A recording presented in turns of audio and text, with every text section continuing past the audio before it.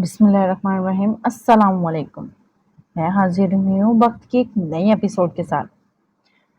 آئیے بڑھتے ہیں ناول کی طرف۔ ہیربی کو وہ اے سی کا عادی تھا اور جس سیل میں اس کو رکھا گیا تھا وہاں پنکھا تک نہیں تھا۔ اس کا سارا جسم جل رہا تھا۔ اس کے چمکتے بوٹوں میں مقیم پیر اس وقت جیسے جلتے ہوئے توے پر رکھے گئے تھے۔ اسے ان سب کی پرواہ نہ ہوتی اگر اس وقت وہ خبروں کی زینت نہ بنا ہوا ہوتا۔ بات یہ نہیں تھی کہ اس کی سوسائٹی میں سب سینٹ تھے، سب سفید تھے۔ انہاں ان سب پر مقدمات تھے، ان سب پہ چارجز تھے، لیکن ان میں سے کسی پہ بھی 4 کلو چرس کا مقدمہ نہیں تھا۔ وہ ذلت تھی، نری ذلت۔ جتنا بڑا اور ہائی پروفائل کیس اتنا مقام، اتنی عزت، جتنا چھوٹا اور گھٹیا کیس اتنی ذلت، اتنی سب کی۔ آج سفیر کو ذلت کے صحیح معنی پتہ چلے تھے۔ او خدایا، وہ یہاں سے نکل کر کیسے کسی کا سامنا کر سکے گا؟ وہ جلے پیر کی بلی کی طرح یہاں سے وہاں چکر لگا رہا تھا۔ اب تو یہ خبر سارے شہر میں پھیل چکی تھی۔ آج اس کی ایک چائنیز کمپنی کے ساتھ میٹنگ تھی۔ شمس نے اس کو کیا جواب دیا ہوگا؟ اس کے غیر موجودگی نے اسے کتنا غیر پروفیشنل ظاہر کیا ہوگا؟ وہ نیچے بیٹھ گیا، گندے مٹی والے فرش پہ بیٹھ گیا۔ اس کا دل ڈوب ڈوب کر ابھر رہا تھا۔ اس کی ساکھ مٹی میں مل گئی تھی۔ لوگ تانے کسیں گے، باتیں کریں گے۔ پہلے اس کے منگیتر کا شادی سے بھاگ جانا، پھر اس کے چچا کا قتل، اور اب ایک نیا عذاب۔ اس نے اپنے دونوں ہاتھوں کو اپنے سامنے کیا۔ اس کی کلائیوں پہ سرخ نشان بن گئے تھے، ہتھ کڑی کے نشان۔ اسے آج ایک بار پھر اپنے ہاتھوں سے نفرت محسوس ہوئی۔ یہ وہی ہاتھ تھے جن سے اس نے اپنے تایا کا قتل کیا تھا۔ کاش اس دن اس نے خود پر قابو پا لیا ہوتا۔ اس نے اپنا سر دونوں ہاتھوں میں گرا لیا۔ گرمی، جلن، دھوپ، ذلت، گلٹ، یہ اس کے ساتھ کیا ہو رہا تھا؟ اسی وقت اسے بھاری بوٹوں کی دھمک اپنے قریب آتی سنائی دی۔ اس نے سر نہیں اٹھایا، وہ اسی طرح اکڑو سر ہاتھوں میں گرائے بیٹھا رہا۔ یکدم شور بڑھ گیا تھا۔ اسی شور میں اسے اپنے باپ کی آواز سنائی دی۔ یہ آواز کسی بھی اولاد کے لیے ڈھارس ہوتی، دلاسا ہوتی ہوگی، لیکن سفیر کے لیے نہیں۔ اسے یہ آواز نہیں پسند تھی، اسے یہ آواز اذیت دیتی تھی۔ سفیر نے سر نہیں اٹھایا، وہ کہیں دور چلا گیا، کسی اور وقت میں بہت پیچھے۔ ڈیڈ، یہ دیکھیں، نعیم نے کس طرح میری سائیکل توڑ دی۔ یہ اب ٹھیک سے چل بھی نہیں رہی۔ 10 سالہ سفیر لان میں بیٹھے شمس سلطان کو اپنی ٹوٹی ہوئی سائیکل دکھا رہا تھا۔ اس کی آنکھوں سے آنسو بہ رہے تھے۔ تو میں کیا کروں؟ وہ بری طرح دھاڑے تھے۔ سفیر سہم کر دور ہٹا۔ دفع ہو جاؤ یہاں سے، اپنی اسی گھٹیا ماں کے پاس۔ اپنی منحوس شکل لے کر میرے پاس مت آنا، دفع ہو جاؤ۔ وہ چنگھاڑ رہے تھے۔ سفیر آنکھوں میں خوف لیے ان کو دیکھتا رہا۔ اس کا روم روم کانپ رہا تھا۔ ڈیڈ مت کہو مجھے، پتہ نہیں میرا بیٹا ہے بھی یا نہیں۔ اس کے باپ نے کبھی اس سے کسی آئیڈیل باپ کی طرح محبت نہیں کی تھی، لیکن وہ خاموشی سے اس کی شکایت سن لیتے تھے۔ وہ ضد کرتا تو مان لیتے تھے، وہ ہنستا تو اس کے ساتھ کبھی کبھی مسکرا دیتے تھے۔ لیکن آج پہلی بار انہوں نے اس کو جھڑکا تھا، اور وہ بھی بہت بری طرح جھڑکا تھا۔ اسے بس اتنا پتا تھا کہ اس کا باپ اپنے کسی دوست کے ساتھ ایک ہوٹل گیا تھا، لیکن واپسی پر وہ اس کی ماں کو ساتھ لایا تھا۔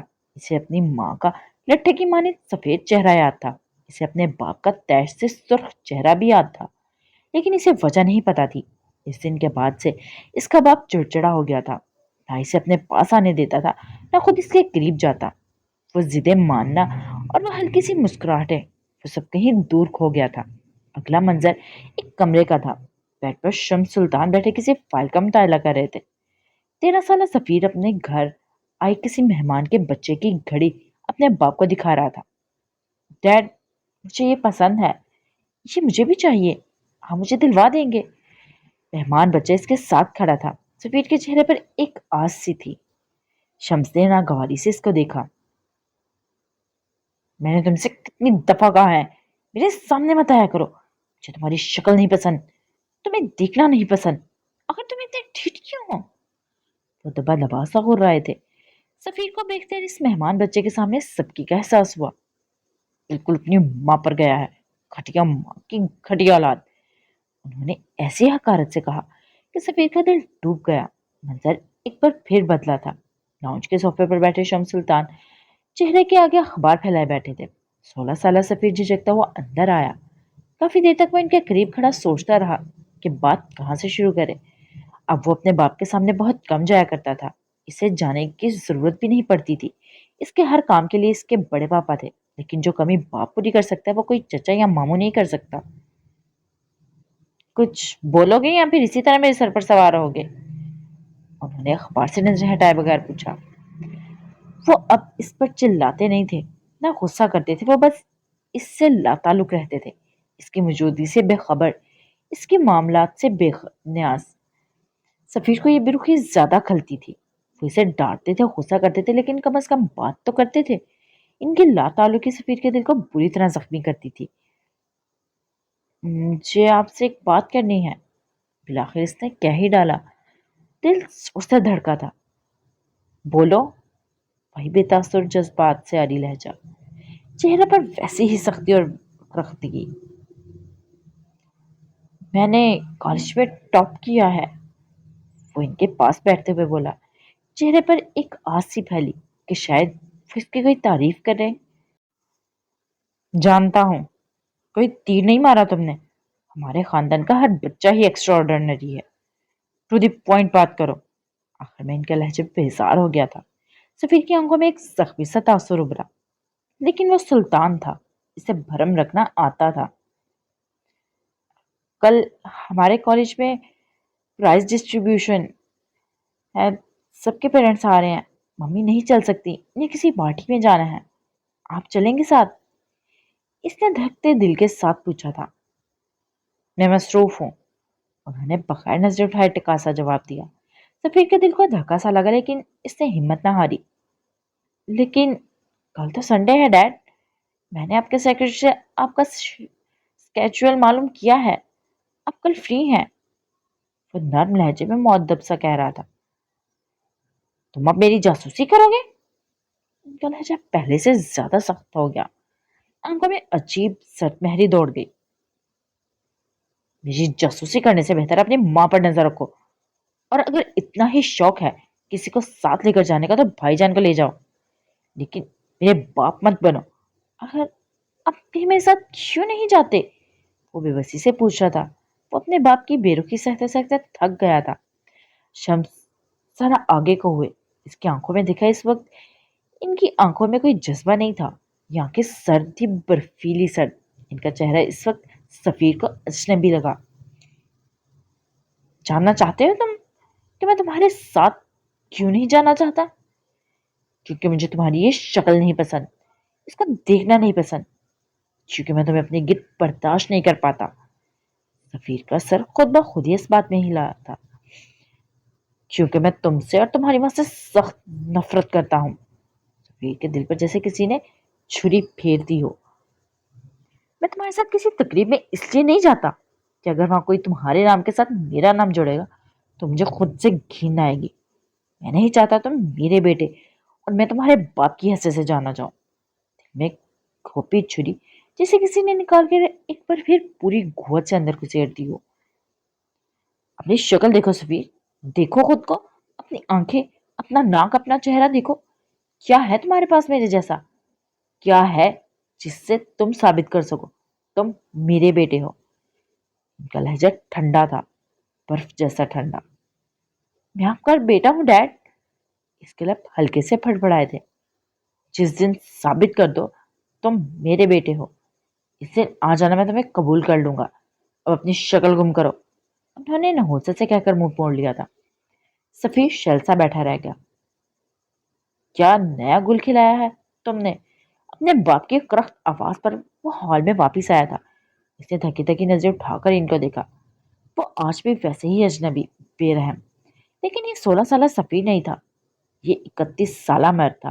آج اسے کسی پرائز ڈسٹریبیوشن میں اپنے باپ کو لے جانے کی جو ضرورت نہیں تھی۔ آج وہ اکیلا بیرون ملک سفر کرتا تھا، ایفورٹس لیتا تھا، سراہا جاتا تھا۔ آج وہ اپنے باپ کے سخت باتوں سے اپنا دل زخمی نہیں کرتا تھا۔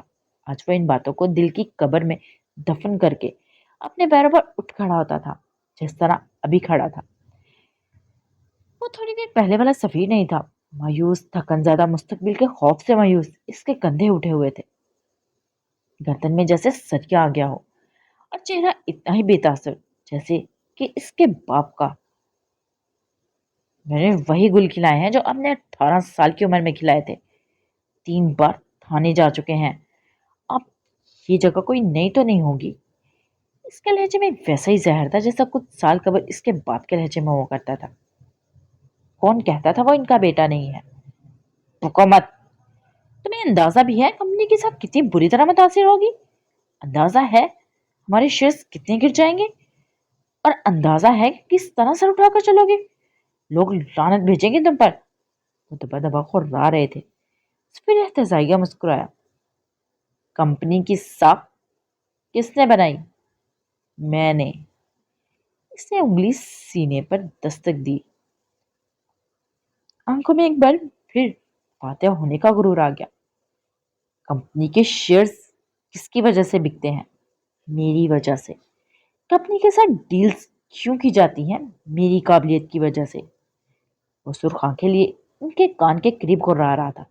कंपनी में लोग इन्वेस्टमेंट क्यों करते हैं? मेरी वजह से। सो आप शम्स सुल्तान, आप कंपनी की फिक्र छोड़ दें। इसके लिए सफीर सुल्तान मौजूद है और जो जिल्लत आएगी वो मेरे हिस्से में होगी। जिस तरह आज तक मेरी कामयाबियों पर सिर्फ मेरा हक था, इसी तरह आपको तब मेरा डैड कहलवाना पसंद नहीं था। आज मुझे आपको अपना बाप कहलवाना पसंद नहीं है।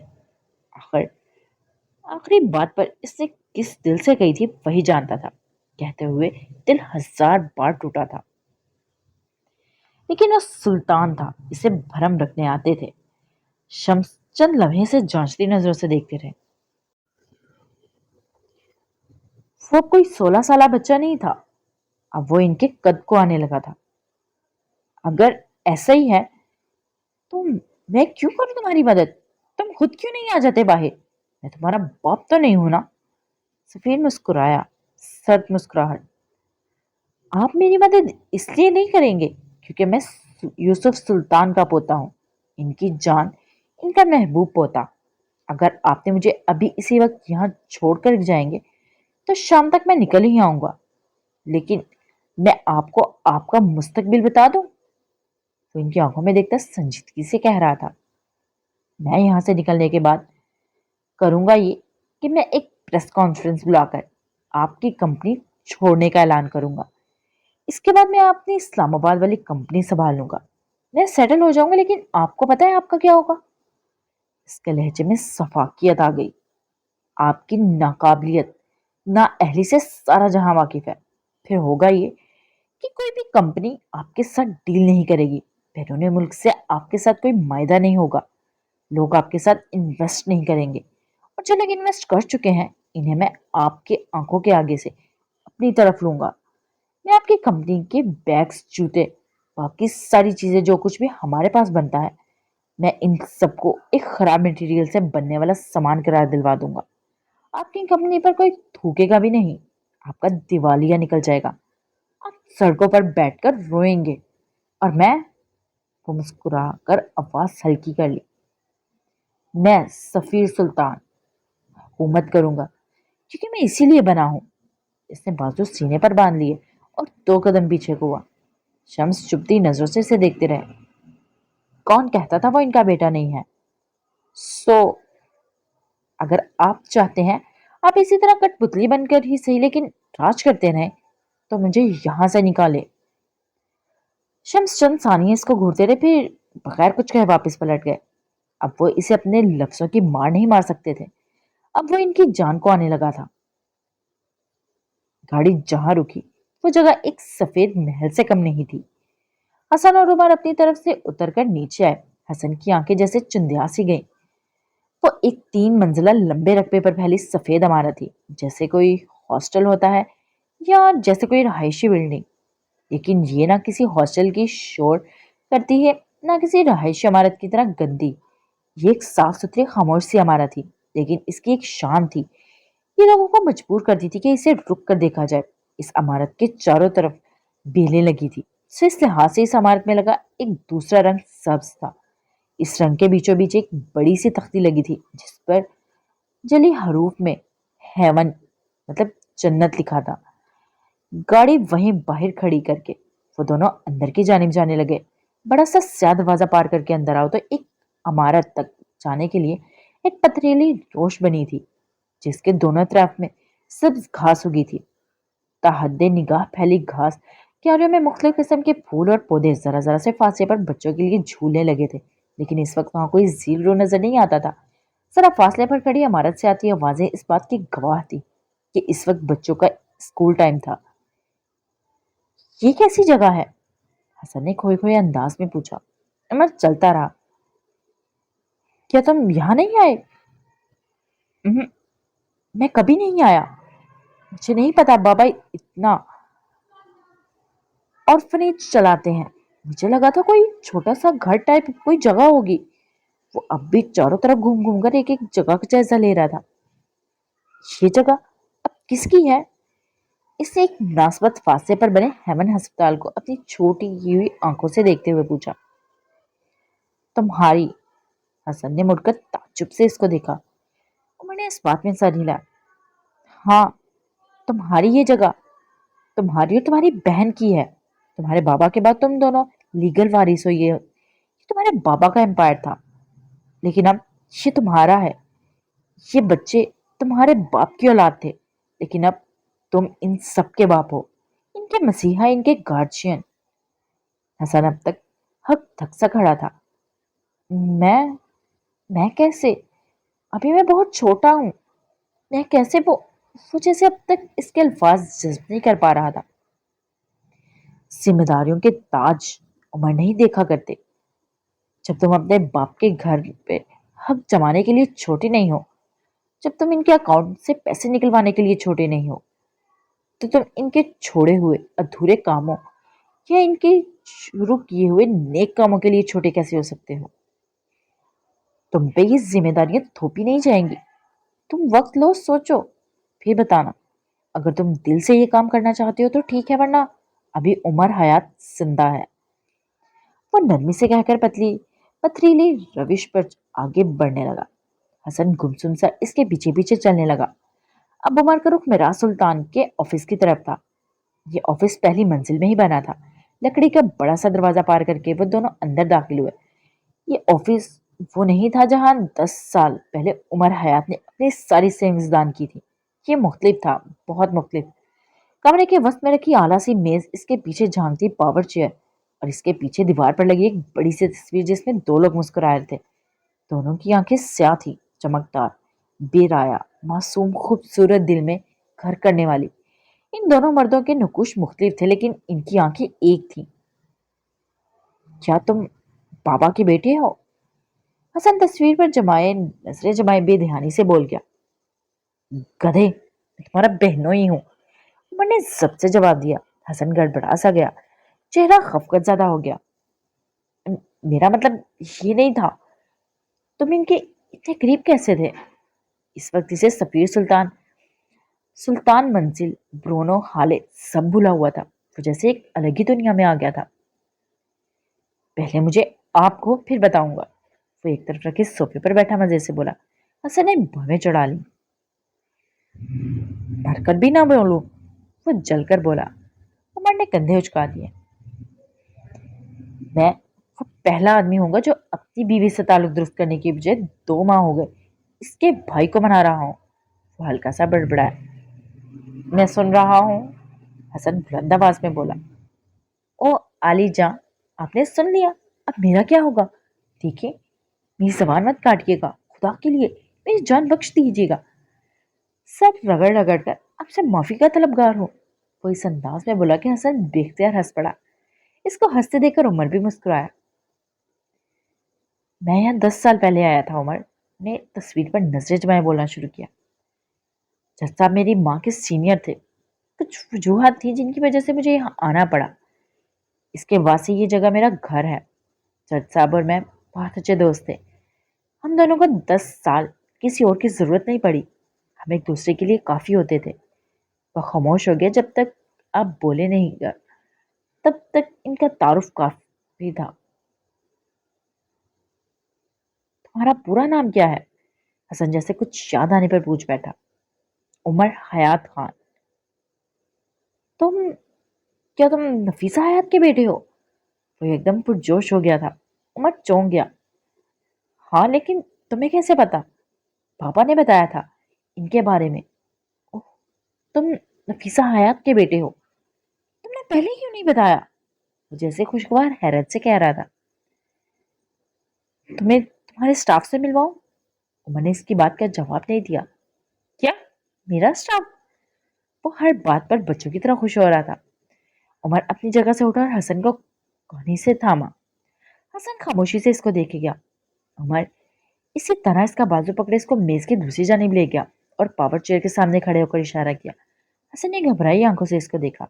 उमर ने पलके झपकाकर इसको जैसे तसल्ली दी। कुर्सी के हत्थे पर अपनी उंगलियां फेरता रहा, जैसे अपने बाप का लम्स महसूस कर रहा हो। इसके बैक वक्त इस कुर्सी से मोहब्बत और रौब दोनों महसूस हुए। ये कुर्सी इसके स्कूल की कोई आम कुर्सी नहीं थी, ये जिम्मेदारी थी। क्या हसन इस जिम्मेदारी के काबिल था? वो मुड़ा, उमर की आंखों में देखा। मैं अभी इसके लिए तैयार नहीं हूं, ये बहुत बड़ी जिम्मेदारी है। मैं यहाँ सिर्फ अपने आप को बड़ा और ताकतवर समझने के लिए या फिर अपनी चंद मिनट की खुशी के लिए नहीं बैठ सकता। मैं यहाँ एक स्नैप या फिर किसी इंस्टाग्राम स्टोरी के लिए नहीं बैठूंगा। मैं यहाँ स्टाफ को अपने सामने जी हजूरी करवाने के लिए या फिर चाय कॉफी के ऑर्डर देने के लिए भी नहीं बैठूंगा। इसने हथेली से नम होती आंखें रगड़ी।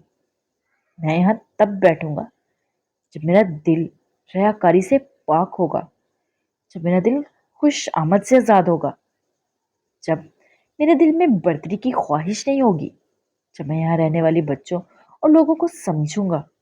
मैं अपने बाप की जागीर पर बैठने वालों में से नहीं हूँ। मैं अपना कमा सकता हूँ। मुझे अपने बाप की विरासत से फर्क नहीं पड़ता, ना मुझे इसका लालच है। ये ताज मेरे सर पर मेरी मर्जी के बगैर आया है, लेकिन इसे पहने रखना या उतार कर किसी हकदार को पहनाना ये मेरा फैसला होगा। मैं ये काम बाबा के लिए नहीं करूंगा, ना मैं ये काम अपने लिए करूंगा। मैं अगर ये काम करूंगा तो सिर्फ और सिर्फ अल्लाह के लिए करूंगा, और मुझे इन सब के लिए वक्त चाहिए। वो सादगी से कहकर सामने वाले सोफे पर जा बैठा। अमर ने फखरिया नजरों से उसे देखा था। वो सिर्फ अपने बाप की तरह दिखता नहीं था, वो अपने बाप जैसा खूबसूरत दिल भी रखता था। थोड़ी देर बाद इन दोनों को बेतहाशा शोरगुल की आवाज आई। ये इशारा था कि साथ वाली बिल्डिंग के स्कूल को छुट्टी हो गई थी। वो बच्चे शोर मचाते दौड़ते भाग के अपने घर हेमन आ रहे थे। इन दोनों इमारतों में फासला ना होने के बराबर था। अलबत्ता हेमन अस्पताल यहाँ से काफी फासले पर था। इसी वक्त ऑफिस के दरवाजे पर दस्तक हुई। कई छोटे छोटे यूनिफॉर्म में मलबूस बच्चे बच्चियां उमर को देखकर हंसते मुस्कुराते खुशी से उछलते हुए इसके पास आने लगे। उमर इनको देखकर मुस्कुराते हुए घुटनों के बल बैठ गया। वो बारी बारी सबके गाल चूमता और किसी को माथे पर प्यार करता तो किसी को लटका हुआ बैग वापस इसके कंधे के बराबर करता, तो किसी की पोनी टाइट करता। बच्चे इसे देखकर चहक रहे थे। किसी बच्चे के कान में वो कोई बात कह देता और फिर वो गर्दन पीछे फेंक कर खिलखिलाने लगते। अब उमर बच्चों से हसन को मुतारिफ करवा रहा था। ये हसन सुल्तान है, मिराज बाबा का बेटा। वो एक एक बच्चे को बताया जाता। बच्चों के चेहरे का इश्तियाक मजीद बढ़ता जाता। बच्चे इससे सवाल करते, लेकिन हसन बस खामोशी से इनको बढ़ते हुए हाथ थामता जाता। मिराज बाबा कब आएंगे? आप अगली बार हमें विजिट करने कब आएंगे? आप पहले क्यों नहीं आए? अब अगली बार मिराज बाबा को साथ लाना। मुख्तलिफ बच्चे, मुख्तलिफ सवाल और मुख्तलिफ फरमाइशें। हसन को एकदम अपने बाप पर रश्क आने लगा। इसी वक्त एक सब्ज यूनिफॉर्म में मलबूस फरबासी औरत दस्तक देती अंदर दाखिल हुई और सब बच्चों को इख्तियार की सूरत बाहर ले जाने लगी। उमर गहरी सांस भरता इनको जाते देखता रहा। थोड़ी देर बाद वो दोनों भी बाहर निकल आए, इसी लंबी बिछी हुई घास पे। क्या अब हम दोस्त हैं? हसन को कॉफी का मग थमाते हुए इसने सवाल किया था। मैं तुम्हारी तरफ से अपना दिल साफ कर चुका हूँ। मुझे तुम्हारे दिखाए सबूतों पर यकीन है, और आज यहाँ आकर मुझे तुम पर भरोसा भी हो गया। लेकिन बाबा तुम पर एतबार करते थे, मतलब तुम इस काबिल हो। वो दूर खेलते हुए बच्चों को देखते हुए कह रहा था। मतलब अब तुम अपनी बहन से नाराज नहीं हो? हसन का चेहरा बेतासुर हो गया। उमर ने गौर से इसको देखा। मैं इसे माफ नहीं करूंगा। इसने जिस वक्त मुझे छोड़ा, जिसकी सबसे ज्यादा जरूरत थी, मैंने तुम्हें बाबा के काबिल एतबार दोस्त की हैसियत से कबूल किया है, अपनी बहन की शौहर की हैसियत से नहीं। आइंदा हम इस बारे में बात नहीं करेंगे। इसका लहजा सादा और दो टोक था। उमर खामोश हो गया। वो इसके साथ जबरदस्ती नहीं कर सकता था। ان دونوں کے درمیان خاموشی کا لمبا وقفہ آیا۔ عمر نے گھڑی کو دیکھا، اسے کہیں جانا تھا، اسے ایک اہم ترین کام تھا، لیکن اگر وہ اس بچے کو آج اکیلا چھوڑ دیتا تو شاید پھر کبھی اس کے قریب نہ جا پاتا۔ اگر سفیر اتنا ہی برا ہے تو تمہاری بڑی بہن اس کے ساتھ گزارا کیسے کرتی ہے؟ کافی دیر بعد عمر نے پوچھا تھا۔ حسن نے اس کو نہیں دیکھا، وہ اب بھی ان چھوٹے بچوں کو دیکھ رہا تھا جنہیں آیا اندر لے جا رہی تھی۔ شاید ان کے سونے کا وقت تھا۔ آپ بھی نیڈی اور ڈسپریٹی ہیں، ان کو ہر حال میں محبت چاہیے، اس کے لیے اپنی بےعزتی کروانی پڑے یا چاہے ذلیل ہونا پڑے۔ وہ باوقار نہیں ہے، اور بابا کہتے ہیں جو انسان اپنا وقار کھا جاتا ہے اس کا پیٹ پھر دنیا کی کوئی بھی محبت نہیں بھر سکتی۔ وہ سفیر کو چھوڑ نہیں سکتی کیونکہ ان کو لگتا ہے اگر وہ اسے چھوڑ دیں گی تو اکیلی رہ جائیں گی۔ اگر ایسا ہو گیا تو وہ دادا جان کو کھو دیں گی، حالانکہ ان کو سمجھنا چاہیے محبتیں وقت ہوتی ہیں، جن کو مل گئی سو مل گئی، اور جسے نہ ملی وہ دوبارہ پیدا ہو کر بھی آ جائے تب بھی نہیں ملیں گی۔ محبت کے پیچھے بھاگنا محبت کو آپ سے بیزار کر دیتا ہے۔ کسی کی محبت میں خود کو اتنا ہی گراؤ کہ جب اٹھنا چاہو تو بیساکھیوں کی ضرورت نہ پڑے۔ وہ ایسے کیوں ہے؟ میں نے کافی کا گھوٹ بھرتے بعد سوال کیا۔ حسن نے کندھے چکائے۔ ان کا قصور نہیں ہے، ان کو باپ کا پیار چاہیے تھا جو کہ ان کو کبھی نہیں ملا۔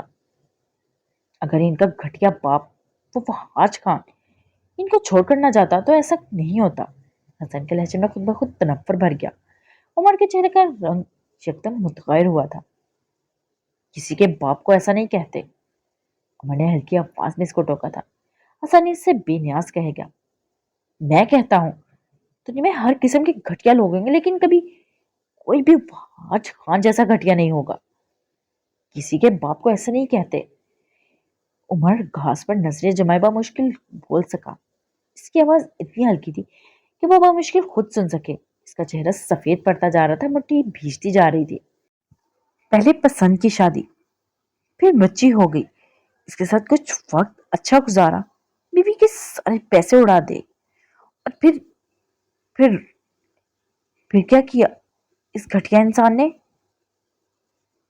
کسی کے باپ کو ایسا نہیں کہتے۔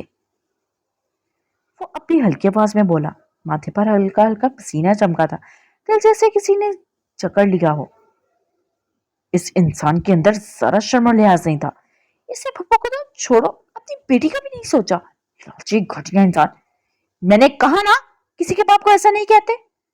وہ ایک دم اتنی شدت سے دھاڑا کہ خود بھی حیران رہ گیا۔ حسن سہم گیا۔ وہ ایک بار پھر کل رات والا عمر حیات لگا تھا۔ اس کی آنکھیں سرخ تھیں جسے ابھی خون چھلکا جائے گا، چہرہ تاریخ ہو جا رہا تھا، اس کا پورا جسم کانپ رہا تھا۔ وہ 2 قدم آگے آیا، حسن بے اختیار پیچھے کو ہوا۔ کسی کے باپ کو ایسا نہیں کہتے، وہ اب بے بسی سے بولا، کسی کے باپ کو ایسا نہیں کہتے۔ وہ ایک بار پھر خود سے بڑبڑایا، پھر بے دم ہو کر گھاس پر بیٹھ گیا۔ حسن فکر مندی سے اس کے پاس بیٹھ گیا۔ کیا تم ٹھیک ہو؟ کسی کے باپ کو ایسا نہیں کہتے، وہ بڑبڑا رہا تھا۔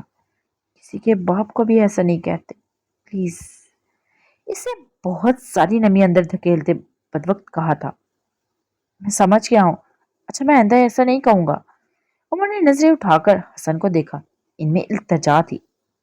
کسی کے باپ کو ایسا نہیں کہتے۔ حسن کو اپنی مرضی سے اپنے پیرنٹس چوز نہیں کرتا۔ دنیا کا ہر باپ اچھا نہیں ہوتا، چاہے وہ برا ہو، لیکن ہوتا تو ہے نا۔ کسی کے باپ کو ایسا نہیں کہتے، پلیز۔ اس کے لہجے میں منت تھی۔ یہ چہرہ وہ نہیں تھا جس کے ساتھ وہ یہاں آیا تھا۔ اس کی رنگت نچڑ چکی تھی، وہ شاید ڈسٹرب لگ رہا تھا۔ حسن کے دل کو کچھ ہوا تھا۔ گھاس سے اٹھنے سے لے کر گاڑی تک پہنچنے تک، وہ پھر گاڑی سے گھر پہنچنے تک، ان دونوں کے درمیان کوئی بات نہیں ہوئی۔ حسن کو اس سے روبسا محسوس ہو رہا تھا۔ جب گاڑی سلطان منزل کے سامنے رکی تو عمر نے حسن کو جانے کا اشارہ کیا۔ وہ بیٹھا رہا، 1 منٹ 2 منٹ۔ چاہتے کیوں نہیں ہو؟ اب کی بار اس آواز میں غصہ نہیں تھا، وہ بس پوچھ رہا تھا، تم اپنے پیرنٹ سے کیوں نہیں ملتے؟ حسن نے اس کی بات کا جواب نہیں دیا تھا۔ عمر کافی دیر تک خاموش رہا۔ ہمارے درمیان بہت سارے مسئلے ہیں، کافی دیر بعد بولا تو اس کی آواز ہلکی تھی. عمر، ہمارے پیرنٹس ہماری زندگی کے ایک بہت بڑا حصہ ہمارے ساتھ گزارتے ہیں اور پھر ایک دن چلے جاتے ہیں. وہ رکا. حلق میں کچھ اٹکا تھا. ان کا جانا برحق ہوتا ہے. ان کے جانے کے بعد کا غم بھی برحق ہوتا ہے. لیکن ان کے جانے کے بعد کا گلٹ یہ برحق نہیں ہوتا. اسے ہم چنتے ہیں. کبھی کسی لمبی ناراضگی کا گلٹ، کبھی کسی جھگڑنے کا گلٹ، کبھی ان کی کسی بات کو نہ ماننے کا گلٹ، اور کبھی ان سے نہ چاہتے ہوئے بھی بس اپنی انا کی تسکین کے لیے دور رہنے کا گلٹ. عمر نے گردن موڑ کر اس کو دیکھا. وہ چھوٹا لڑکا کہے گیا، میرا باپ مر گیا ہے عمر، اور اس کا غم ہر دن مجھے کھا رہا ہے. لیکن مجھے گلٹ نہیں ہے. میں ان کا اچھا بیٹا تھا. میں سوچتا ہوں اگر گلٹ ہوتا تو میرا کیا ہوتا. گلٹ غم سے بڑا ہوتا ہے. یہ آپ کو اندر سے تباہ کر دیتا ہے. پیرنٹس اچھے ہوں یا برے، ان کی موت کا غم ہر بچے کے لیے ایک جیسا ہوتا ہے. تم اپنے لیے بس غم چنو عمر، گلٹ نہیں. یہ تمہیں مار دے گا. یہ تمہیں جیتے جی مار دے گا. یہ تمہارا سارا خون چوس لے گا. یہ تمہارے اندر خوف بھر دے گا. حالے کی طرف مت دیکھو. حالے کی طرح مت بنو. کیا تم نے اس کی آنکھوں میں گلٹ نہیں دیکھا؟ کیا تم نے اس سے راتیں جا کر گزارتے نہیں دیکھا؟ تمہیں کیسے پتا؟ عمر بمشکل بول سکا. کیونکہ میرے گھر میں بھی ایک ایسی ہی عورت ہے. اس کی آنکھوں کے آگے اپنی ماں کا چہرہ آیا تھا. میں غم نہیں جھیل پا رہا. تم گلٹ اور غم دونوں کیسے جھیلو گے؟ ضروری نہیں ہر ناراضگی، ہر مسئلہ مرنے کے بعد ختم ہو. تب اس کا ختم ہونا مجبوری ہوگا. زندگی میں اس کا ختم ہو جانا محبت ہے. ہر تعلق میں اتنی محبت ہونی چاہیے کہ ان کو اپنی ناراضگی ختم کرنے کے لیے اگلے فریق کی موت کا انتظار نہ کرنا پڑے. کوئی مسئلہ اتنا بڑا نہیں ہوتا کہ اس کی خاطر اپنے پیرنٹس کو چھوڑ دیا جائے. وہ سادہ نرم لہجے میں بول کر گاڑی سے اترا اور اندر چلا گیا. عمر کافی دیر تک وہیں بیٹھا سوچتا رہا. کیا واقعی کچھ ناراضگیوں کو موت سے پہلے ختم ہو جانا چاہیے؟ لال کے چھوٹے سے فلیٹ میں اس وقت کھانے کی اشتہانگیز خوشبو پھیلی ہوئی تھی. وہ خود صوفے پہ پیر اوپر کیے بیٹھی تھی. اس کے برابر حالے سلطان بیٹھی تھی. صبح کے مقابلے اس وقت وہ کافی کمپوسٹ تھی. اس کے آگے کئی سارے کاغذات بکھرے پڑے تھے. یہ سارے پرنٹس آؤٹ ماہی اور سرمد شاہ تاج کبیر کی بھتیجی اور اس کے بوائے فرینڈ کے واٹس ایپ اور انسٹاگرام کی چیٹ کے تھے. کچھ پرنٹس آؤٹ شاہ تاج کبیر کے بارے میں بھی تھے اور کچھ ماہی پر لگے مقدمے کے حوالے سے بھی. حالے بخور ان کو پڑھے جا رہی تھی. موٹی لڑکی نشا کے ہاتھ میں ایک ٹرے تھا جس میں 3 باؤل رکھے تھے. گرما گرم میکرونی. لیال بغیر نشا کی طرف دیکھے آنکھیں بند کر کے بڑبڑائی. حالے نے اب بھی سر نہیں اٹھایا. سب سے پہلے تو یہ منحوس کھڑکی بند کرو. دھوپ سے آنکھیں ابلنے کو ہیں. لیال کوفت سے بولی تھی. حالے کا ٹائپ کرتا ہاتھ تھم گیا. یکدم جیسے وہ ٹھہر سی گئی. اسے کچھ یاد آیا. جو وہ یاد آیا تھا وہ ہارون شاہد تھا. 2 سال پہلے والا ہارون شاہد اور 2 سال پہلے والی حالے سلطان. آج ان دونوں کا پیپر تھا. کل رات گئے تک وہ دونوں کسی کنسرٹ میں تھے. میراث سلطان کے بار بار فون کرنے پر ان دونوں کا ایک ہی جواب تھا، ہم نے سارا پڑھ لیا ہے، اب ہمیں انجوائے کرنے دے. آخر کار تھک ہار کے میراث سلطان نے ان کو ان کے حال پر چھوڑ دیا. رات دیر تک کنسرٹ چلتا رہا. اس کے بعد وہ دونوں ٹریفک میں ایسے پھنسے کہ صبح کے 4 بجے تک ان کی جان خلاصی نہ ہو سکی. گھر آنے پر اماں کی فلائنگ چپل اور بابا کے میٹھے طنز، لیکن وہ دونوں ایسے استقبال کے عادی تھے سو ڈھیٹوں کی طرح کھڑے رہے. یہاں 5 بجے گئے اور نماز پڑھ کر ایک نظر کتابوں پر ڈال کر جب دونوں فارغ ہوئے تو 6 بج چکے تھے. ہارون حسن کے کمرے میں جا کر سو گیا اور حالے اپنے کمرے میں فکس 7 بجے میراث سلطان نے ان کی نیند میں خلل ڈالا. دونوں سرخ سوجی آنکھوں سے اٹھ بیٹھے، ناشتہ کیا، تیار ہوئے اور 8 بج گئے. اب وہ جلدی جلدی اپنی گاڑیوں میں سامان رکھ رہے تھے. حالی نے سفید شارٹ شرٹ کے ساتھ سفید ٹائٹس پہن رکھے تھے، بال کھلے چھوڑ رکھے ہوتے اور 2 سال بعد آج کے مقابلے میں ذرا دبلی پتلی تھی. لیکن ہارون شاید ویسا ہی تھا، وہی سانولا رنگ اور وہی گری آنکھیں، وہی حالے کے حکم ماننے کی عادت. یہ شاہی طوطا مینا کی جوڑی کہاں جا رہی ہے؟ वो दोनों गाड़ी के अंदर बैठे जब अकब से आती मिराज सुल्तान के आवाज पर रुक गए। बाबा, आपके तंज का जवाब मैं बहुत अच्छे से देती, लेकिन इस वक्त मैं लेटे हो रही हूँ। वो अपने बैग में कुछ ढूंढती मसरूफ सी बोली। फिर सर उठाकर अपने पास स्कूल यूनिफॉर्म में खड़े हसन को देखा। वैसे क्या ही अच्छा होगा अगर अपने इस गैंडे बेटे को आप अपने साथ ले जाए। हारून गाड़ी में बैठ चुका था। मिराज ने तनबीह करती नजरों से हाले को देखा। अगर मैं इसको खुद छोड़ाऊं तो तुम रूट चेंज किए बगैर आराम से अपनी यूनिवर्सिटी पहुंच जाओगी, और फिर तुम इन सीधे रास्तों की आदी हो जाओगी। कंफर्ट तुम्हें रास आ जाएगा, और मैं भला ऐसे होने दे सकता हूँ? वो लोगों पर दिल जला देने वाली मुस्कुराहट लिए हाले को तपा ही तो गए थे। वैसे ये सच्ची खबर है ना, मैं आपकी शादी के 10 साल बाद बड़ी मन्नतों रातों से पैदा हुई थी। नहीं, बस कंफर्म कर दें, क्योंकि इस वक्त मुझे इस बात पर यकीन होने लगा है कि आप मुझे कचरे से उठा कर लाए थे।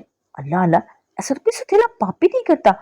मैंने आपके जैसा बाप कहीं नहीं देखा। वो सदमे से कह रही थी। मेरा सुल्तान पर जैसे कोई असर ना हुआ था।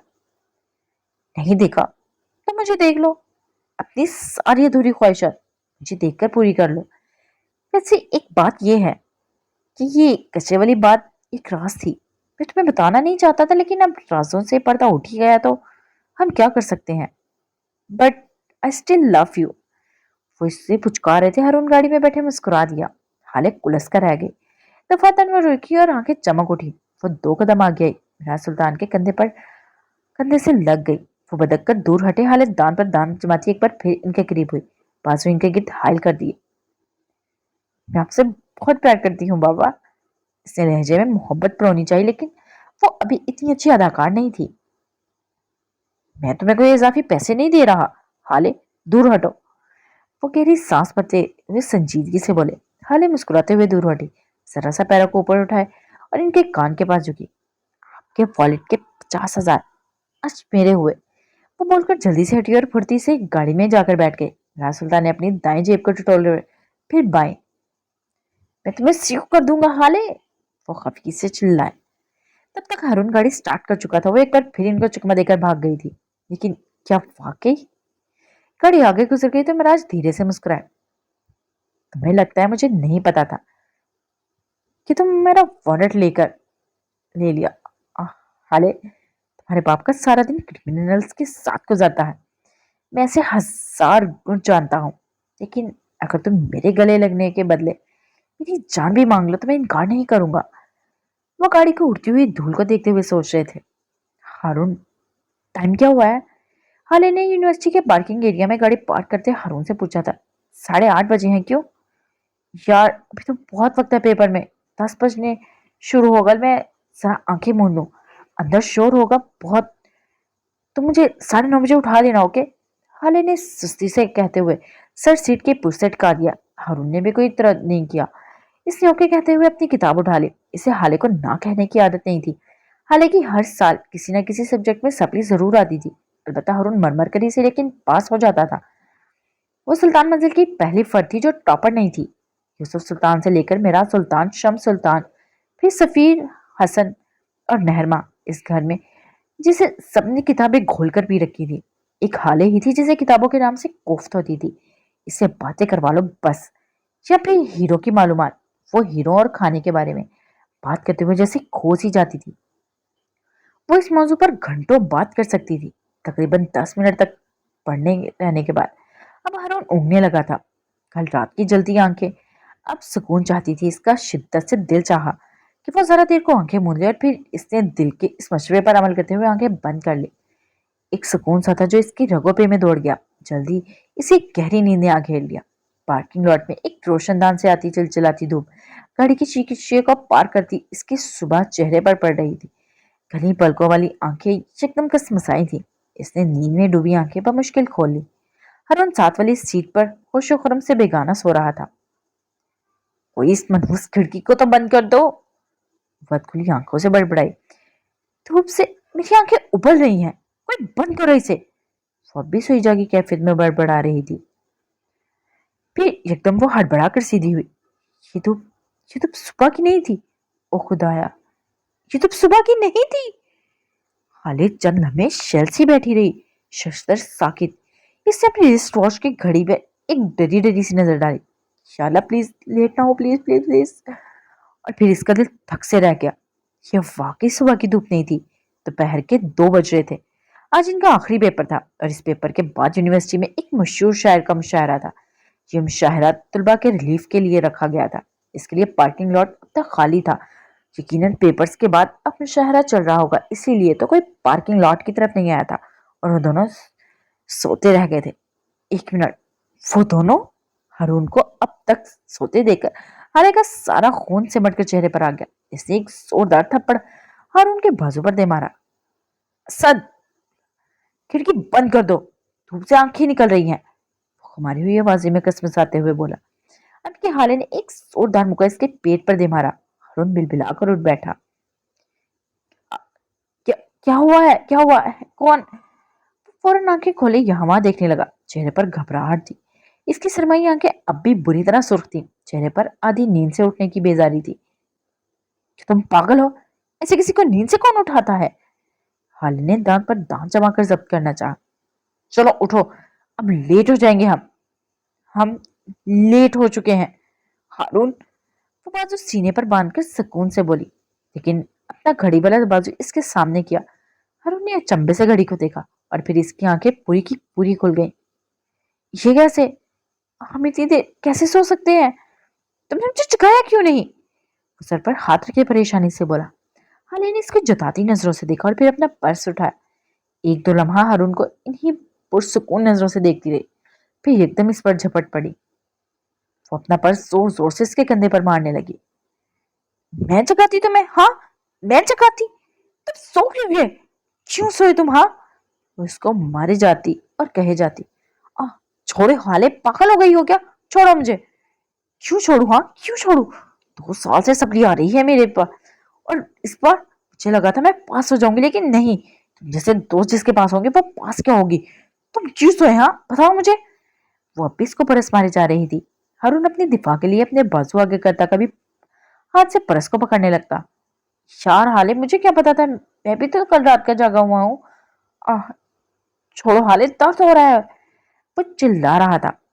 2 मिनट का मेरा सुकून तुमसे बर्दाश्त नहीं हुआ। हाँ, 2 मिनट, 2 मिनट में क्या सो गई? तुम्हारे डेले भी नींद के लिए तरस गए। हाँ, फेल हो गए हम दोनों। अब खुश हो तुम? हाँ, अब मिल गया सुकून। वो इसको मारते मारते हाँप गई। परस नीचे फेंक कर अब वो सीधी हो बैठी। आह, कितनी जोर से मारा है, कितना दुख रहा है। वो करा रहा था, हम के लोते बेटी ना होते ना तो आज मैं तुम्हें जान से मार देती। वो राई थी, चेहरा गुस्से से दहक रहा था। और उनने मसलियत से जो अंदाज में इसको देखा। यार, मैं पढ़ते पढ़ते कब सो गया पता ही नहीं चला। चुप रहो। और इस वक्त मेरा दिमाग घुमा हुआ है। वो चटक बोली। अरे गलती तुम्हारी भी है। देखो, अगर तुम रात इस जहरीले सिंगर के कॉन्सर्ट में ना चलती तो ये सब ना होता। कसम खुदा का, इतना बेसुरा था कि अब तक मेरे कानों को से खून रस रहा है। वो बाकायदा कानों को हाथ लगाते हुए कह रहा था। इतना ही खून निकल रहा है तो चलो नेट करके आते हैं, लेकिन खबरदार जो मेरे फेवरेट सिंगर को कुछ कहा तो। और उन्हें इससे उंगली उठाकर तनबीह की। खुदा का खौफ करो हाले, इसकी आवाज इसकी अपनी माँ को नहीं पसंद। मोहल्ले वाले इसकी आवाज सुनकर कानों में रुई ठूंस लेते हैं और तुम इसे अपना फेवरेट कह रही हो। हारून को सदमा ही तो लगा था। अल्लाह अल्लाह, हारून कितना जलते हो तुम इससे। इतने अरसे से तुमने कितना बुकस पाल रखा है इसके खिलाफ, मुझे तो यकीन ही नहीं आ रहा। वो दोनों इस इम्तिहान में फेल हो गए थे, लेकिन ये सिंगर ज्यादा अहम था। हाँ हाँ बिल्कुल, जलता ही तो हूं मैं इससे। ये देखो रंग मेरा, देखो जरा। इसने अपना हाथ आगे किया। ये रंग पहले सांवला ही नहीं था। मैं तो इस सिंगर से जल जलकर सांवला हो गया है, वरना तो गोरे में भी मुझे गोरा गोरा कहकर चिढ़ाते थे। चलूंगा इसे। हाँ। हाले बस चुपती नजरों से इसको देखती रही। अब क्या हारून धीमा पड़ गया। अच्छा ना, फिर तो मैं भी हुआ हूं ना। अगर अंकल या पापा को बताया तो दोनों हमारा ना नॉर्दर्न एरियाज का टूर बैन कर देंगे। अब फेल हो ही गए हैं तो वैसे भी शायर ने क्या खूब कहा है, गिरते हैं घुड़सवार ही मैदान में। इसके इतने फलसफाना अंदाज में कहने पर हाले हंस पड़ी। घुड़सवार नहीं, शाह सवार होता है। वो हंसते हुए बोली। इसको हंसते देखा हारून भी मुस्कुराया। اب کیا کرنا ہے؟ ہارون اب قدرے ریلیکس ہو گیا تھا، حالے بھی پرسکون سی تھی۔ ویسے بھی فیل ہونا اس کے لیے کوئی نئی بات نہیں تھی، ہر دفعہ لکھنے کے بعد فیل ہوتی تھی، اس بار بغیر لکھے فیل ہو گئی۔ کرنا کیا ہے، چلو کھانا کھاتے ہیں۔ اس نے ریلیکس ہو کر سر سیٹ کی پرسے ٹکا دیا۔ بل نہیں دے رہا میں؟ اچھا، وہ گاڑی سٹارٹ کرتے ہوئے بولا، بل تو میرے مومو بھی دیں گے۔ وہ مسکراہٹ دبا کر بولی، صاف صاف کہو نا کہ بل تمہارا باپ بھی دے گا۔ اب وہ جل کر بولا، سمجھدار کے لیے اشارہ کافی ہے۔ حالے نے اسے مزید تپایا۔ سوجا، بات سنو۔ لیل کی آواز پر وہ چونک سی گئی۔ کیا؟ الفا کے خیالوں میں گم ہو؟ الفا کون؟ حالے غیر دماغی سے بولی، میرا نہ ہونے والا شوہر۔ لیل نے مسکرا کر بتایا۔ حالے نہ چاہتے ہوئے بھی مسکرا دی، پھر کاغذات پر جھک گئی۔ ٹوٹی ہوئی دوستی کھوئی ہوئی یادداشت کی طرح ہوتی ہے، کبھی ایک منظر یاد آتا ہے تو کبھی دوسرا۔ ہارون شاید اسے یاد آتا تھا، اور بہت بری طرح یاد آتا تھا۔ اس کے بغیر زندگی میں کوئی رنگ نہیں تھا، لیکن وہ اس کے تعلق کو نہیں چھوڑے گی، یہ طے تھا۔ وہ بلا مقصد گاڑیوں کو سڑک پر دہراتا رہا، پھر دل میں جیسے آگ سی لگ گئی تھی، کسی پل چین نہیں آ رہا تھا۔ گاڑی میں اسی کے باوجود اسے گرمی لگ رہی تھی، گھٹن ہو رہی تھی، اس کی آنکھیں پوری طرح بے قرار تھی، لب سختی سے آپس میں پیوست کر رکھے تھے، بازو کی نسیں معمول سے زیادہ ابری ہوئی تھی، آنکھیں سرخی مائل ہو رہی تھی۔ وہ پوری طرح ڈسٹرب تھا۔ بالآخر ایک نسبتاً سنسان سڑک پر اس نے گاڑی روک دی اور تھک کر سر کو اسٹیئرنگ پر گرا دیا۔ اس کا دل چاہ رہا تھا کہ دھاڑے مار مار کرے، لیکن چاہنے کے باوجود بھی اس کی آنکھوں میں ایک قطرہ بھی نہ نکلا۔ تم وہاں نہیں جاؤ گے عمر؟ وہ ہلکے سے بڑبڑایا۔ تم نے ساری زندگی اس طرح گزاری ہے، اب باقی کی زندگی گزار لو۔ اس کی آواز سرگوشی جتنی تھی، لیکن اس سرگوشی میں بے بسی تھی۔ پلیز مت جاؤ عمر، پلیز۔ وہ اپنی منت کر رہا تھا، وہ بے بسی کی انتہا کو پہنچا ہوا تھا۔ میں نے کہا نا تم نہیں جاؤ گے۔ اب کہ وہ سیدھا ہو کر بری طرح دھاڑا۔ 10 سالوں میں وہ غصہ کرنا بھول چکا تھا۔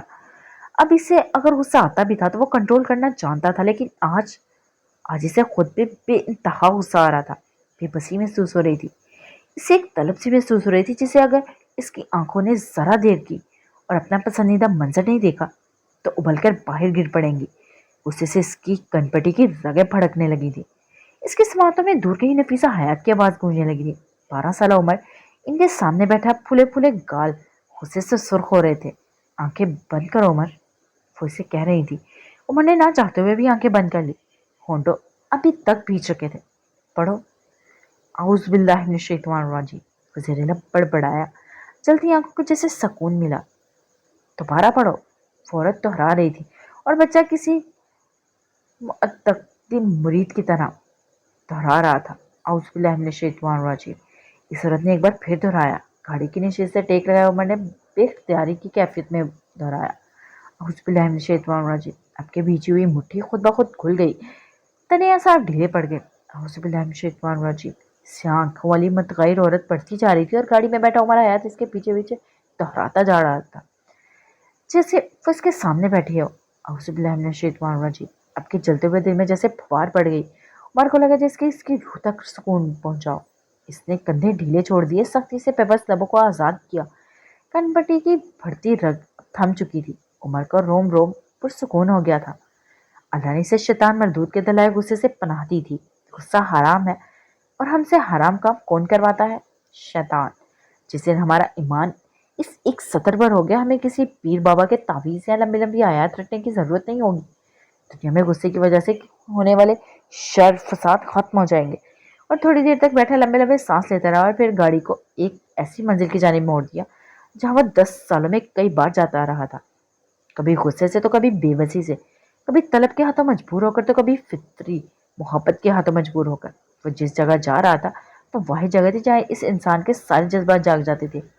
غصہ، ناراضگی، بے بسی، تلخی، محرومیاں، یہاں جا کر عمر ہر بار ایک نئے جذبات سے آشکار ہوتا تھا۔ تقریباً آدھا گھنٹہ ڈرائیو کرنے کے بعد وہ ایک فینسی مردانہ بوتیک کے سامنے کھڑا تھا۔ گلاس وال سے اندر کا منظر نظر آتا تھا۔ وہ اپنی گاڑی سے اتر آیا، شیشے کے دروازے اس کے آتے ہی کھلتے گئے۔ وہ خاموشی سے اطراف میں دیکھتا ہوا آگے آیا۔ سر، میں آپ کی کیا مدد کر سکتا ہوں؟ سیلز مین نے شائستگی سے پوچھا۔ عمر نے فی الحال کچھ نہیں کہا، اسے ایک طرف کر دیا۔ وہ کوئی نیا لڑکا تھا جس نے عمر سے یہ سوال کیا تھا۔ اگر کوئی پرانا ورکر ہوتا تو عمر کو ایک نظر میں دیکھ کر وہ اپنے کام میں مصروف ہو جاتا۔ وہ جانتے تھے یہ آدمی کبھی بھی یہاں سے کچھ خریدنے نہیں آتا، وہ بس یہاں کے ہیڈ درزی کو تھوڑی دیر تک دیکھتا رہتا ہے، اور جب اس آدمی کی نظر اس پر پڑتی یا پھر عمر فوراً وہاں سے نکل جاتا، یا پھر ان دونوں کے درمیان ایک بہت بڑا جھگڑا ہوتا جس پہ عمر بولتا رہتا اور وہ بوڑھا آدمی نم آنکھوں سے اس کو سنتا جاتا۔ وہ متلاشی نظروں سے یہاں وہاں دیکھ رہا تھا، بلاخر سے اپنی دائیں طرف ایک شیشے کے چھوٹے سے کیبن میں وہ آدمی نظر آ گیا۔ ایک ہاتھ میں درزیوں والا انچی ٹیپ تھا اور دراز قد تھا۔ عمر بالکل اسی کی طرح اس رنگت صاف تھی، بالکل عمر کی طرح اس کی ناک کھڑی تھی، بالکل عمر کی طرح اس کے بال گھنے تھے، اس عمر میں بھی اتنے ہی گھنے، بالکل عمر کی طرح۔ اس کے کندھے چوڑے تھے لیکن جھکے ہوئے۔ یہ آدمی عمر جیسا ہو کر بھی اس کے جیسا نہیں تھا۔ اس کے بال کلموں سے سفید ہو گئے تھے، شیپ ہلکی بڑی ہوئی تھی، اس کا صاف رنگ سرخ اور سپیڈ رنگ میں بدل چکا تھا۔ سرجن روایتی پٹھانوں کی طرح اسے بھی ذرا ذرا سی باتوں پر غصہ آ جاتا تھا۔ عمر بے اختیار اس کو دیکھے گیا۔ اس آدمی کے سینے پر ایک نیم پلیٹ لگی تھی، حاج علی خان۔ عمر یہاں سے وہ نام نہیں دیکھ سکتا تھا، اس کے حلق میں کچھ اٹکا، اس کی ٹانگیں لرزنے لگی تھی۔ تم اسے دیکھ چکے ہو، اب تمہیں جانا چاہیے، جاؤ عمر اب جاؤ، وہ خود سے کہہ رہا تھا، خود کو جانے پر مجبور کر رہا تھا۔ بوڑھا بھاج محب صاحب نے سامنے کھڑے لڑکے کو کوٹ کا ناپ لے رہا تھا۔ دفاتر میں رکا اور اسے اپنے چہرے پر کسی شناسہ نظروں کا ارتکاز محسوس ہوا۔ اسے ناپ چھوڑ کر مڑ کر دیکھا، اس کی نظریں اٹھا کر دیکھا، سامنے اس کا بیٹا کھڑا تھا اور وہ اسی کی طرح دیکھ رہا تھا۔ بھاج کی آنکھوں میں بے شمار پانی بھرنے لگا، وہ زخمی سا مسکرایا، اس کے دونوں گالوں میں گڑے پڑے تھے۔ عمر بے اختیاری سے دیکھتا رہا، پلک جھپنے بغیر، سانس لیے بغیر، اسے لگا وہ اپنا عکس دیکھ رہا ہے۔ وہ آج بھی آنکھوں میں ہزار ہنستے لیے سے دیکھ رہا تھا، اس کی آنکھیں نم ہونے لگی تھی، وہ منظر مکمل تھا۔ اے اندھا ہے کیا؟ کب سے کھڑا ہے؟ ناپ لینا ہے یا جاؤں؟ اسی وقت سامنے کھڑے نوجوان نے ناراضگی سے اس بوڑھے آدمی کو دھکا سا دیا۔ وہ دو منسا ذرا لڑکھڑایا لیکن گرا نہیں، اسے نوجوان کو نہیں دیکھا۔ اس نے بے قرار ہو کر ایک بار پھر عمر کی جانب دیکھا، اسے ڈر تھا کہ کہیں یہ منظر کہیں کھو نہ جائے۔ عمر کی آنکھوں میں جیسے مرچیں بھر گئی، وہ بجلی سی تیزی سے اندر کی طرف بڑھا، لڑکے کو کالر سے کھینچ کر اس کا رخ اپنی جانب موڑا، اپنے فولادی ہاتھ کا ایک زوردار مکہ اس کے جبڑے پر دے مارا۔ اس جوان کو لگا جیسے اس کے جبڑے کی ساری رگیں تک ہل گئی ہوں۔ عمر نے اگلے ہی لمحے سے سنبھلنے کا موقع دیے بغیر ایک ایسا ہی مکہ اس کے پیٹ پر دے مارا، وہ درد سے دوہرا ہو کر گر پڑا اور وہ پھر سیدھا ہوتے فوراً اٹھ کر باہر کی طرف بھاگا۔ عمر نے اسے پکڑنے کی کوشش نہیں کی، وہ باہر نکل کر جھکتا آگے ہوتا وہاں سے نکلتا چلا گیا۔ آس پاس کھڑے دوسرے لوگ بھی جمع ہو گئے۔ تم ٹھیک ہو نا بیٹا؟ اس کی آواز اپنے بیٹے سے زیادہ خوبصورت تھی، فکر مند تھی۔ میری ماں پہ تو آپ کا ہاتھ بہت تیزی سے چلتا تھا، یہاں کیا ہو گیا؟ کیا ہاتھوں میں وہ جان نہیں رہی یا پھر نوکری کے چھوٹ جانے کا خوف تھا؟ وہ ان کے قریب کھڑا تلخی سے کہہ رہا تھا، البتہ اس کی آواز بلند نہیں تھی۔ جواب میں وہ حاج نے کچھ کہنا چاہا لیکن عمر مڑ گیا، وہ مزید اس آدمی کو نہیں سن سکتا تھا۔ عمر میری بات سنو بیٹے، رک جاؤ۔ وہ پیچھے آیا تھا تھوڑی دیر بعد۔ میرے پاس بیٹھ جاؤ بیٹا، تھوڑی دیر رک جاؤ پلیز۔ وہ چاہے جتنا مرضی تیز قدم اٹھا لے، اپنے نوجوان بیٹے کا مقابلہ نہیں کر سکتے تھے۔ وہ تیز تیز قدم اٹھا کر باہر نکل گیا، حاج گرتا پڑتا اس کے پیچھے جا رہا تھا، اسے بلا رہا تھا۔ عمر میری بات سنو بیٹے، میری بات تو سن لو۔ وہ رو رہے تھے، اسے پکار رہے تھے، لیکن عمر جانتا تھا وہ اگر رک گیا تو پتھر بن جائے گا، سو وہ نہیں رکا۔ وہ باہر کھڑی اپنی گاڑی پہ بیٹھا اور ایک لمحہ ضائع بھی بغیر سن کرتا گاڑی بھگا لے گیا۔ پیچھے کھڑا وہ شخص پچھتاووں میں گھرا کھڑا رہ گیا۔ یہ پچھتاوے اس کے لیے نئے نہیں تھے، وہ انہیں 28 سالوں سے جھیل رہا تھا اور آج تک ان کا یوزڈ نہیں ہو سکا تھا۔ اس کی روح آج بھی پہلے دن کی طرح زخمی تھی، اس کی آنکھیں آج بھی پہلے دن کی طرح نرم تھی۔ امریکہ کے شہر نیو یارک کی ایک نائٹ کلب میں اس وقت رنگینیاں عروج پر تھی۔ بار ٹینڈر کی کرسی پر بیٹھا یاقوت مرزا اسے بری طرح جھنجھلایا ہوا تھا۔ اوکے گائز، آج کے ایپیسوڈ کے لیے تھے، پھر ملتے ہیں نیکسٹ ایپیسوڈ میں۔ اپنا خیال رکھیے گا، دعاؤں میں یاد رکھیے گا۔